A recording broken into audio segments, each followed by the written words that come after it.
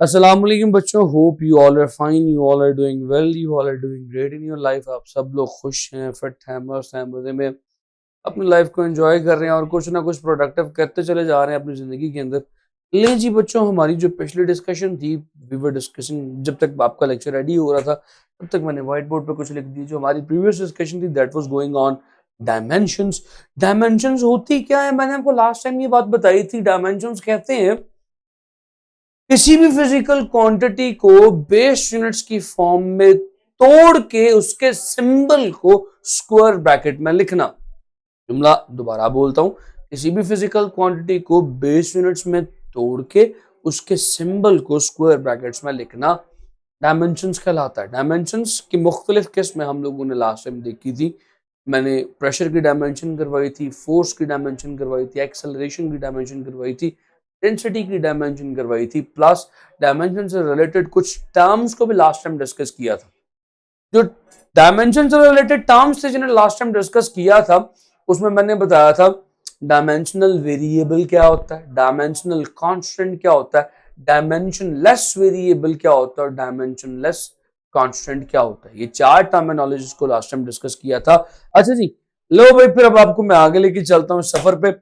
मैंने कल आपको ये भी बताया था कि डायमेंशंस के कुछ फायदे हैं, कुछ फवायद हैं, कुछ एडवांटेजेस हैं। फवायद कह लिए ऐसे डायमेंशन के यूजेस, डायमेंशन के कुछ यूजेस, कुछ फायदे हैं। वो फायदे, यूजेस, एडवांटेजेस क्या है मैंने बताया था। जो दो मेजर एडवांटेजेस हैं वो ये है कि एक पहला था चेकिंग द होमोजेनिटी, और मैंने उसका एक प्रूफ भी आपको करवाया था E equals to MC square का। और मैंने वहां पे कहा था कि ये इटसेल्फ शॉर्ट क्वेश्चन है, ये जरूर कीजिएगा कि check that E is equals to MC square is dimensionally consistent। ये मैंने एक सवाल आसिम करवाया था, इसमें हमने इक्वेशन को साबित किया था। और आज दूसरे वाले पे बात करूंगा, दूसरा जो है that is driving a possible formula. Dimension हमें कोई फॉर्मूला बनाने में कैसे हेल्प आउट करती है। जिल्ला जिल्ला वालेकुम अस्सलाम, बेटा क्या हाल है। चलो भाई, अब तवज्जो रखनी है मेरी तरफ। हम डायमेंशन की मदद से एक फॉर्मूला कैसे ड्राइव कर सकते हैं। Time period of simple pendulum को ड्राइव करने की कोशिश करूंगा। ओहो, मार्कर नहीं निकल रहा जेब से बाहर। ले जी, जब आप छोटे थे आपने पढ़ा था chapter number I guess first 10th class में कि अगर आपके पास एक सिंपल पेंडुलम हो, इस तरह से लटक रहा हो, और उस सिंपल पेंडुलम को आप वाइब्रेट करवाना शुरू करें, यानी आप उसे उसकी एक्सट्रीम पोजीशन पे ले जाएं, एक्सट्रीम पोजीशन से ले जाके छोड़ें, एक्सट्रीम से मीन पे आएगा, मीन से अगली एक्सट्रीम पे जाएगा, एक्सट्रीम से वापस फिर मीन पे आएगा। ये सारे का सारा सफर जो वो तय करेगा, ये सारे का सारा सफर जो वो तय करेगा, जिस टाइम में उसे टाइम पीरियड बोलते थे, याद होगा आपको। और टाइम पीरियड का फॉर्मूला है सिंपल पेंडुलम के लिए जो आपने निकाला हुआ है बचपन में। वालेकुम अस्सलाम अब्दुल्ला, बचपन में जो फॉर्मूला आपने निकाला हुआ है that is something like this. वो फॉर्मूला है T is equals to 2 pi under root L over G। आज हम देखेंगे कि उस फॉर्मूला को क्या डायमेंशंस की मदद से साबित किया जा सकता है या नहीं, क्योंकि डायमेंशन हमें क्लेम कर रही है, डायमेंशन हमें ये कह रही है कि भाई मैं फॉर्मूला साबित करने के लिए भी इस्तेमाल की जा सकती हूँ। तो इसी को इस्तेमाल करके देखते हैं कि क्या वाकई एक फॉर्मूला डिराइव किया जा सकता है या नहीं। चलो भाई, टाइम पीरियड की बात करें तो टाइम पीरियड किन चीजों पर डिपेंडेंट लगता है। मैं कह रहा हूं लगता है। अगर ये मास ऑफ बॉब की बात करें तो हो सकता है, हमें नहीं पता, हम अज्यूम कर लेते हैं, एजम्पशंस। क्या चीज? एजम्पशंस, फर्ज। हम अज्यूम कर लेते हैं कि भाई ये जो टाइम पीरियड है इसका वो चंद चीजों पे डिपेंड कर रहा है। उन चंद चीजों में से एक चीज है मास ऑफ बॉब, मास पे डिपेंड कर रहा है। दूसरी चीज लेंथ ऑफ पेंडुलम पे डिपेंड कर रहा है। तीसरी चीज हो सकता है कि ग्रेविटेशनल एक्स, क्योंकि लटक रहा है, हो सकता है ग्रेविटेशनल एक्सेलरेशन पे भी डिपेंड कर रहा हो, राइट। प्लस हम कह सकते हैं कि हो सकता है ये इस बनने वाले थीटा पे भी डिपेंड कर रहा हो। सो भाईजान, इन तमाम की जो पावर्स हैं, हमें नहीं पता कि मैथ्स के स्क्वायर पे डिपेंड कर रहा है, वालेकुम अस्सलाम मेहानी, मैथ्स के स्क्वायर पे डिपेंड कर रहा है, लेंथ के क्यूब पे डिपेंड कर रहा है या नहीं, हमें पावर्स नहीं पता, तो हम फर्जी पावर्स ले लेते हैं। हो सकता है मैथ्स की पावर ए पे डिपेंड कर रहा है, लेंथ की पावर बी पे डिपेंड कर रहा है, जी की पावर सी पे डिपेंड कर रहा है और थीटा की पावर डी पे डिपेंड कर रहा है। हमने ये एजम्पशंस कर ली, ये मफरूजे ले लिए। अब चलते हैं कैलकुलेशन की जानिब। हम पॉसिबल फॉर्मूला को डराइव करने लगे हैं। ये 4 चीजों पे टाइम पीरियड हमारे ख्याल में डिपेंड करता। तो यार देखो, मैं इन तमाम फॉर्मूलास को फिजिक्स की जुबान में मिला के लिख सकता हूं, तो ये बनेगा time period is directly proportional to the time period is directly proportional to the mass की पावर ए, लेंथ की पावर बी, जी की पावर सी, थीटा की पावर डी। तो भाईजान इस इक्वेशन को जरा सॉल्व कर लो। ये इक्वेशन जो तुम्हारे पास है, इस इक्वेशन को जरा सॉल्व कर लो। इक्वेशन नंबर 1 को जरा सॉल्व कर लो। It is not equation, proportionality को जरा सॉल्व कर लो। तो जब प्रोपोर्शनैलिटी को सॉल्व करोगे, कन्वर्ट करोगे इक्वालिटी में, क्या आ जाएगा? t is equals to some constant mass की पावर a, अब इक्वेशन बन गई, लेंथ की पावर b, g की पावर c, थीटा की पावर d। राइट, अब इनकी डायमेंशंस लिखना शुरू करो, डायमेंशनल फॉर्म में लिखना शुरू करो।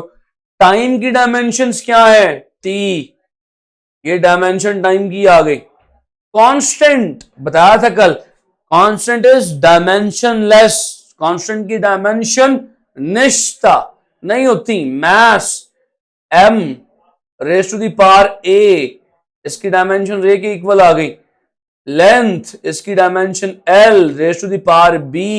g ग्रेविटेशनल एक्सेलरेशन किसके इक्वल होता है? g की यूनिट्स है मेरे पास, g के यूनिट्स है मेरे पास मीटर्स पर सेकंड स्क्वायर। तो इसकी डायमेंशंस क्या बनेगी? इसकी डायमेंशंस बनेगी L T minus 2 raise to the power c, और थीटा इज डायमेंशनलेस। कल बताया था रेडियन जो है वो डायमेंशनलेस वेरिएबल कहलाता है, इसकी डायमेंशन नहीं होती, लिहाजा थीटा भी फारिग हो गया। सो भाईजान अब मैं इस सारी की सारी डायमेंशन को इकट्ठा करके लिखने लगा हूं। t इज इक्वल्स टू, ये क्या बन जाएगा? m की पावर a, ये l की पावर b, और ये l की पावर c, इधर आ जाएगा l की पावर c, t की पावर -2c। लो भाई, हमारे पास कहानी कुछ ऐसे बन गई। तो भाई इसको फर्दर सॉल्व आउट कर लो। t is equals to, left hand side is equals to m, l की पावर मल्टीप्लाई हो रहे हैं, पावर्स ऐड हो जाती हैं, b प्लस c, t की पावर -2c। जब आप इस पॉइंट पे पहुंचते हो तो जब हम करने लगे हैं उसे कहते हैं comparing the powers, comparing the powers, comparing the exponents. इस लेफ्ट हैंड साइड को क्या इस तरह से लिखा जा सकता है? Left hand side can be like this. Left hand side भाई जज्बाती नहीं होने का, left hand side can be written as, इसे यूं उसे लिखा जा सकता है, तवज्जो चाहता हूं, m की पावर 0, कुछ ना लिखा हो तो पावर 0 लिखा जा सकता है, l की पावर 0, t की पावर 1 लिखा जा सकता है ऐसे, t की पावर 1, कुछ ना हो तो पावर 1 होती है, और ना लिखा हो उसकी पावर 0 कर सकते हैं, और right hand side as it is आएगी। अब फिर से दोनों को कंपेयर कर लें, ये बन जाएगा m की पावर 0, l की पावर 0, t की power 1 is equals to m की पावर a, l की पावर b प्लस c, और t की पावर -2c। तो भाई सबसे पहले आसान काम, आसान से शुरू करो, आसान से कंपैरिजन शुरू करो। m की पावर 0, m की power a, comparing the power of m, तो भाई a किसके इक्वल निकल आएगा? 0 के। अभी फॉर्मूला तो मैं बना के दिखाऊंगा। a किसके इक्वल निकल आया? 0 के। और साथ ही यहां पे t की पावर्स को कंपेयर कर लो, 1 t यहां पे भी है, यहां पे भी है, 1 इज इक्वल्स टू -2c। जब 1 इज इक्वल्स टू -2c होगा तो c किसके इक्वल निकलेगा? c is equals to -1/2। लो भाई c भी आ गया, पावर जो c थी वो भी आ गई।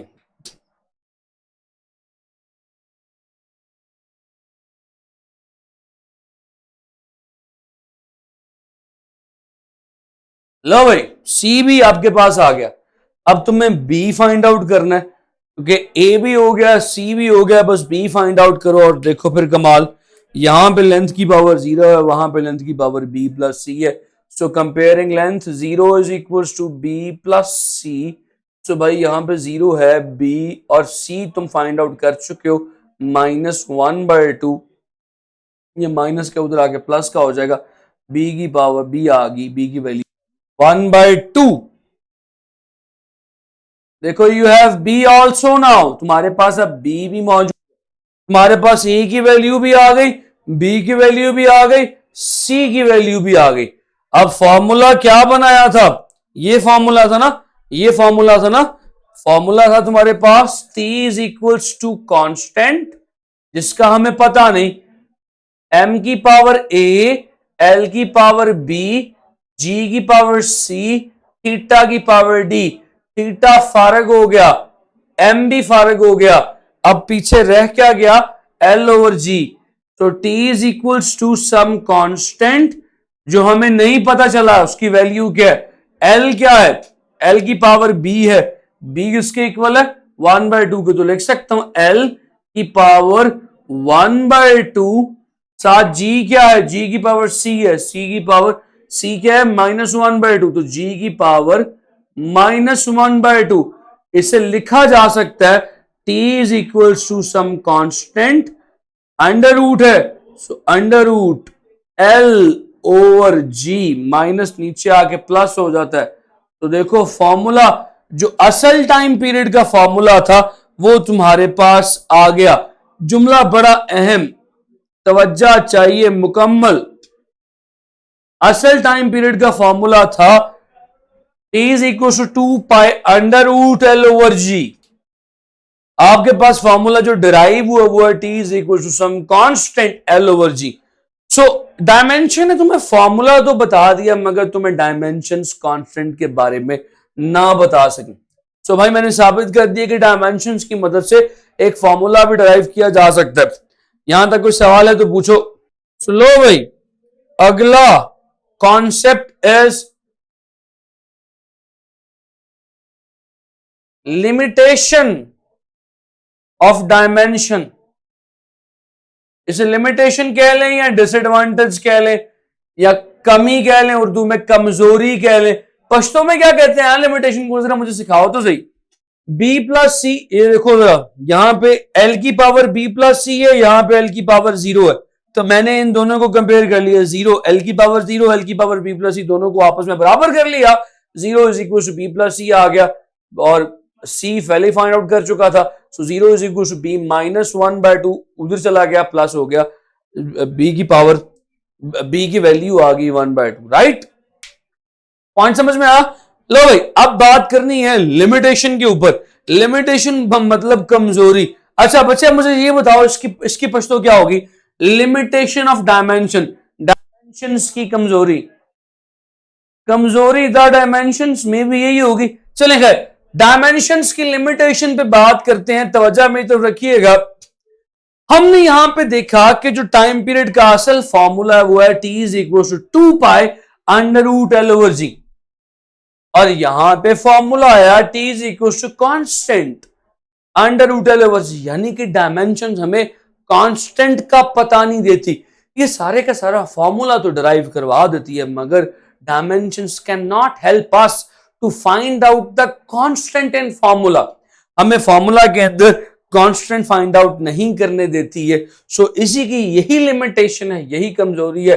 कमजोरी द डायमेंशंस, वो क्या है? It does not give any information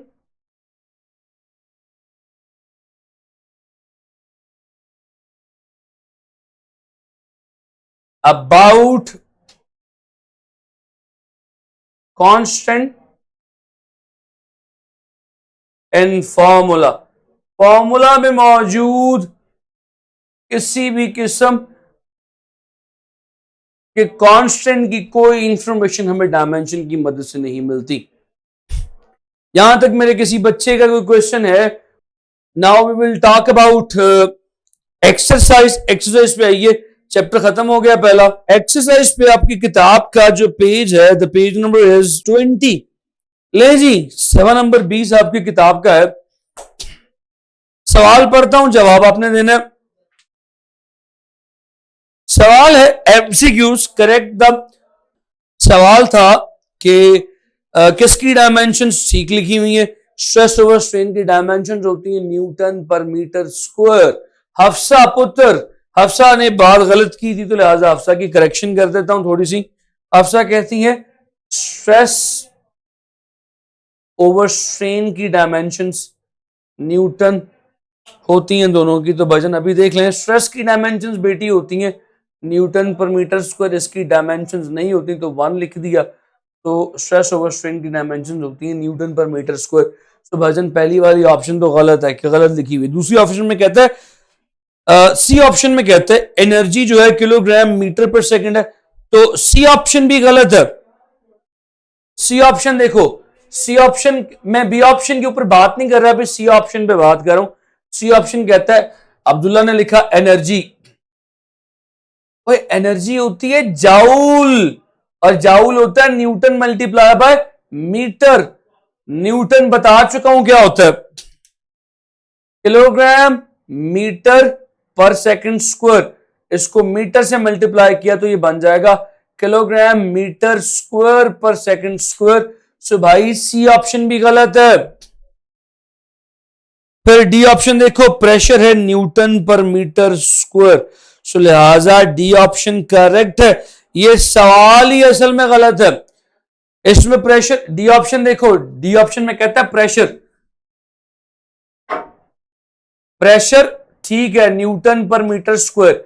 D option दुरुस्त है, लेकिन साथ ही देखो बी ऑप्शन क्या है? Surface tension. Surface tension, surface tension भी न्यूटन पर मीटर होती है, लिहाजा सी ऑप्शन भी ठीक है। सो भाई पहला सवाल गलत था, न्यूटन पर मीटर स्क्वायर भी ठीक है और सी ऑप्शन न्यूटन पर मीटर भी ठीक है, लिहाजा first question was wrong here. लिहाजा मैं भी इसके ऊपर टाइम मजीद जो है ना वो एग्जर्ट नहीं करूंगा, टाइम मजीद उसके ऊपर स्पेंड नहीं करूंगा, because it is not correct here. अब आपकी जो बुक है वो भी दुरुस्त नहीं है, पता नहीं एक्सरसाइज में क्या मतलब मैं आपसे सारी करवा दूं, पता लगे चेंज हो। Just WhatsApp your right exercise पे उसे कल से इंशाल्लाह डिस्कस करेंगे, ठीक है जी। Just take care of yourself, अपना ख्याल रखिएगा ढेर सारा, और अपनी ज़िंदगी में अच्छा करते रहें, अपना वक्त अच्छा गुजारते रहें, हकूक़ुल इबाद पूरे करते रहें, अपने आसपास लोगों की मदद करते रहें, उनके साथ अच्छा सलूक करते रहें, बिकॉज यही चीज़ें मैटर करती हैं। थैंक यू सो मच, अल्लाह हाफ़िज़।